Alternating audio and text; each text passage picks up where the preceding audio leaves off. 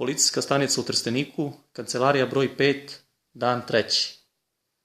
Na primjeru ovog prostora vidimo da policija uvek obitava tamo gde nema reda ili ti tamo gde ima nereda.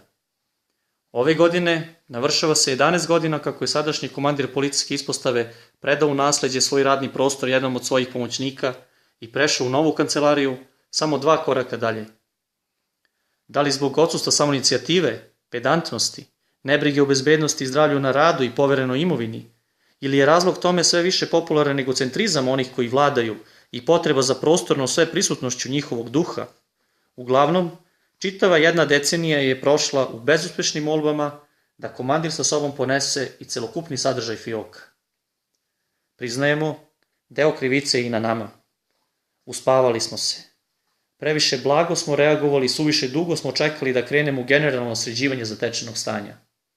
Vreme je da se sami oslobodimo prašnjavih relikta prošlosti koji nas svakodnevno guše. Istini za volju, taj proces može biti bolan, jer oni koji su nas doveli u to stanje neće se tako lako odreći svojih fotelja. Poslužit će se mnogim oštricama kako bi nas odvratili od namere da se izborimo za bolje sutra. Još teže će biti utvrditi njihovu odgovornost i izreći im adekvatne mere zbog učinjenog. Ali, ako ne sada, onda kada? Bolje je pokušati i ne uspeti, nego ne pokušati uopšte. Samo što mi prava na neuspeh nemamo.